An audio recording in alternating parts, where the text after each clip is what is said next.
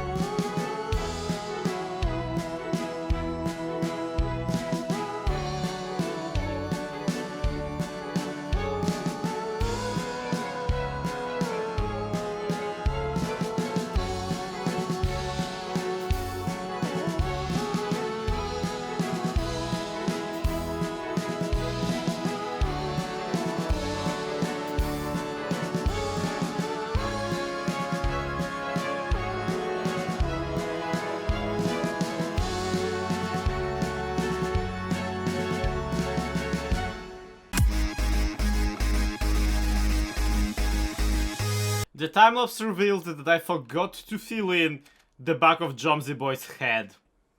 Okay, that's better. I really would not want to butcher Jomsy Boy's statue even further than I already have butchered him. Speaking of, yeah, there's a few creative choices I have to explain to you, and I specifically have to explain to you that none of them were done with the idea of, you know, upsetting people. For example, Avaman's statue is knocked down. That's not like a statement on Avaman's or anything like this. It's actually just because if you fly by this area right now, if I were to put another statue, another tall one, another vertical down here, then this drop, literally drop here, would be a little bit too narrow and a little bit too cramped looking. So I had to sacrifice the last two statues to the overall composition. And that's really what this project is really struggling with at the moment, is composition. The composition has been, yeah, it's already pretty pumped and pretty hot, which is why Archelos statues is also not awfully tall. But I do think that he's gonna appreciate it anyway, so it's fine, probably, hopefully, I don't know. One way or another, we have done the statues and I have completed the mausoleum that I created down here. Which, yeah, somebody explained to me the difference between mausoleum and a cryptum, and turns out a cryptum is like more or less underground, and a mausoleum is its own building or something like that. It's kind of a coffin to casket situation, where a casket is more of a rectangular bit, and a coffin is actually more human shaped and frankly better looking. Point being, this project is going very, very well, and all I have left to do are naturally the catacombs and naturally the everything in between these landmarks. I will need quite a bit of gardening done around here. I will need to sprinkle the actual graves all over the place, I will need to make this more homely in my own time. This is one kind of a process that is just much better conveyed via a good old time-lapse or a good old live stream for that matter. So look out for that. Eventually I'm gonna probably stream finishing this place properly. For now though, I'm just leaving it here and pondering my next step. Who will be the next player to get buried? Who will be the next person that I'll lure into their own grave? Currently only I am online and also Skizzleman is AFK, and which, speaking of Skizzleman, what is this? What is this and why is it obstructing the pathway? Do I have to issue a parking ticket? Do I have the authority to do that? Skizzleman himself is also not off the hook either. It seems that he has completed the community library project, and if you look at this, and if you look at this very, very closely, then you'll soon realize that this is there's a very important thing missing from it, okay? I don't know what is clicking or why it is clicking, but it sure is. Point is, there's quite a thing missing from the community library, and that is a secret passage. Like seriously, dude, you can't just not build a secret passage in a library. Every single one should have one. Every single one. No exceptions. So today, I figure we solve that for him, okay? I figure we put in an entrance and maybe even connect it to the catacombs, the good old catacombs, which just mentally taking a note of it. Yeah, they go from under there to under there. It's gonna be fairly easy to put it under here too. This is where you ask underwear and I go, haha, you said underwear. Yeah, we have fun on this channel.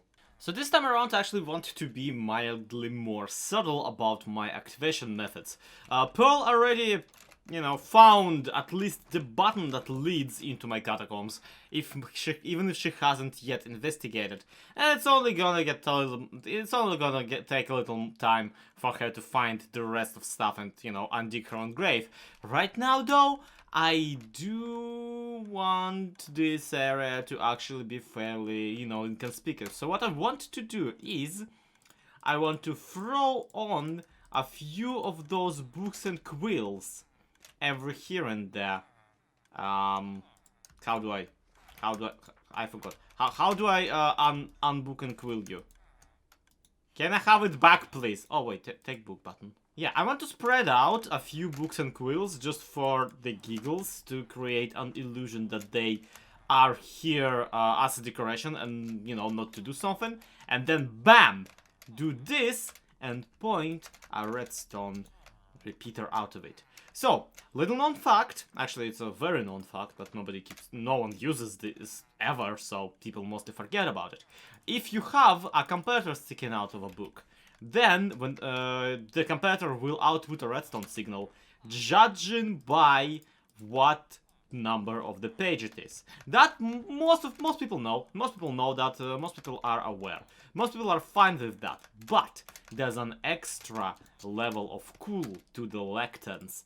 Thing people keep forgetting, even though it's very well known, is that if you put a repeater pointing out of it, and put a book and quill, and tune a page.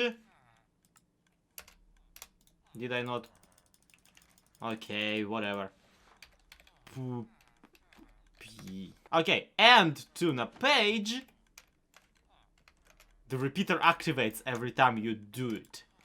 So all we have to do is drag the redstone signal out from under this conveniently placed lectern.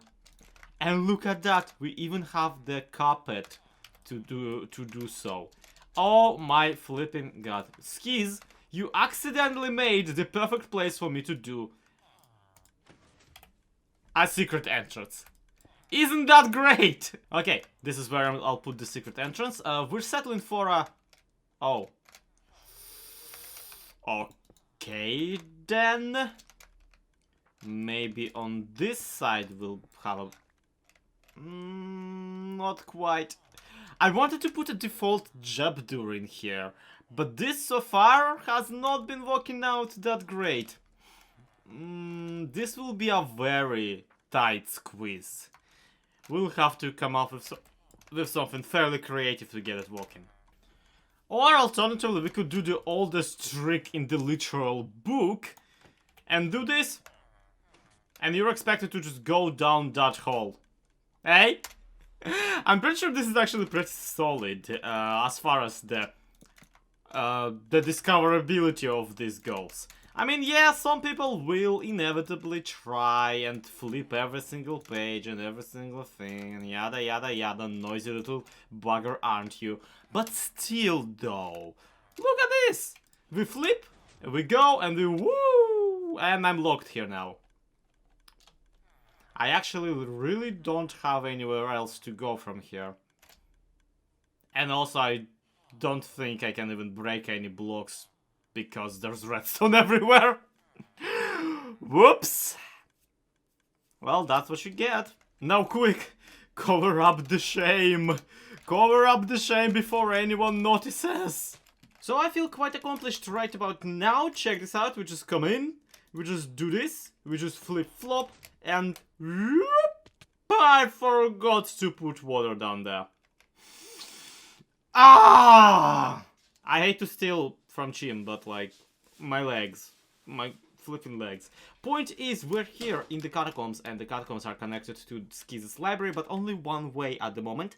And I honestly don't want to do anything else, because I don't think in his library there's any more places to put, you know, a secret entrance into. Although one day I do want to surprise at least one person by like slapping them on the butt, running into his library and just disappearing. Just leaving them. A little bit confused about what exactly happened here. Still digging this tunnel out, I stumbled into quite an interesting issue. And an issue that I need quite an interesting solution to. You see, just digging back and forth, just going by coordinates, is pretty solid method, but there's a problem with that. Every now and again, people have been already digging out mine shafts and whatnot. Every now and again, I stumble into a river, into a ravine, into things that I don't feel are okay. Yeah, I don't feel it's okay to be there. And putting my catacombs down there will be a little bit too obvious. So I need to kind of walk around, dig around all of these things. And I can't see where I'm digging unless I already stumbled into one of those. That's going to be a little bit of an issue. So what I decided to do is create some sort of way on top of the coordinates for me to figure out where there is and isn't a tunnel. And here's what I'm thinking. Now, we can create just a map, right? And find out, oh, look at that. Would you look at that? This is a map, and on top of us is very obviously Python's archipelago. Island, I don't know what it's called, but even then it's fairly hard to figure out what it specifically is, because on the first glance this will look like a regular old desert. At the same time, in a more populated area, somewhere, say, oh, I don't know, Mythical Sausage lives, you know, one of my few allies who I do want to have an easy access to. There's Avaman's Mythical Sausage, and there's like 5 other buildings all crammed into a single spot. So even from space like this, you can't exactly figure out what you're looking at. And that can be quite frustrating. So, there are ways to bypass this, and there are ways to do this with just the way the game works already. For example, the banners, right? We can make a map of a place, plop down a banner, right-click the map with a banner, and we will have a banner thing. But on it, the definition on the banner icon is just so flipping huge that it's really not convenient to have several of them. So what I decided to do is do something a little bit more artistic and something that only I can do because I'm constantly online when nobody else is. Check this out. And we take some block that stands out and we plop down something like this, right? and it does show up on the map. It's contrasty, it's very clear, it's easy to spot, or it would be if I had any amount of light around. Look at this! Look at that tiny crisscross. It's right there! But no, the tiny crisscross is tiny crisscross, that's not enough. But what if we also add some sort of a marking to it? Well, for example, sausage! Right? Now it's very obvious who exactly lives under this hill. Especially it would be obvious if I also put the marker on top of the entrance into the vault and not on top of the actual vault. But this is just a proof of concept, right? This is very easy to figure out. You just take a look and you instantly read, and it's very, very convenient. And more importantly, with a cartography table, which I cannot craft right now, I could absolutely lock up this map and remove all of the markers, making it so that nobody else sees these, but we have a fully manually and beautifully annotated custom map of the server. Now, of course, a project like that will take a lot of time, effort, and all that kind of stuff, but look, back on Truly Bedrock, I already did this during the Season 0, and during Season 1 I had an entire newspaper printed using map pixel arts like that. So you can imagine that for me, making a bunch of text is not necessarily super hard. Today we're gonna start a little small though, because I do like starting small with these projects, showing you the result and getting your feedback. So how about we try and mark the map with Python's place on it? Because this is actually a fun challenge. You see, I plan on marking all of these out with sandstone, and Python's place already is all sandstone. So you can probably guess where the issue is gonna lay. Oh hey, I found an actual flaw in this entire plan. Check this out! I forgot that my handwriting is horrible. I mean, you can kinda read it if you squeeze. Go away. Go away, I'm talking to my audience. Let's see, and if you zoom out, it's kind of... Okay, you know what? Let's try writing it a little bit bigger, and a little bit better. And also inside of the actual walls of Python's castle. After all, we are gonna remove it. But quick question though, what color on a map is spruce? Pretty poopy brown, but it's faster than getting any blackstone. So I think I'll settle for the spruce for the time being. And I mean, honestly, that dark inky brown kind of color will go actually rather well with his local yellow. Now look at that, much better. At least it looks much better. I think it's much better. The typeface is a little bit wonky still, and the aligning is all over the place. But look, it's perfectly functional, and that's really all that I need. I could actually make this much easier if I just went for a purely, you know, basically for not calligraphy whatsoever. But instead I decided to try and do a little bit more handwritten style, and I like it. Maybe because it reminds me of a pirate map, but also it takes a lot of space to put together, which is why I wanted to start with Python's castle to begin with. There's plenty of space here. Here's the test though, and this is a real one. Can we, or can we not, still have the marker of them on the map as we are getting it? Wait, is this the map? This is the wrong one. Can we or can we not lock the map and still have a marker of the player? Oh my god, we can! Epic stuff! Meaning that I can now remove all of this, but on the map it's not gonna go anywhere. I mean, I still have to make a brand new map overall, simply because, well, the current one doesn't have Skizzleman's library on it. But look! It's pretty flipping amazing! I mean, I still will have to throw this version away, because it doesn't have the library on it yet. And I do need to mark the library down. But this is a really solid beginning. And hey, now that I think about it, we can add pixel arts and pictograms and all sorts of really cool looking stuff to these maps on every other person. We can have an entire arrangement of really cute like pictures and whatnot, and no one would be none the wiser, because we would store them somewhere in the catacombs, just so we know a little bit better as to where we do and do not have our exits and entrances. Actually, that's a thing. I need to figure out some sort of pictograms for the entrances and exits. And maybe, hey, you know what? After we're done developing the network of the catacombs themselves, you know, maybe not building them, because building them and decorating them will take flipping forever. But once we know where we have and don't have an exit and entrance, we can just build a giant map of the catacombs right over the actual town. Take a picture of it using the, you know, using the locked maps, and then just remove it.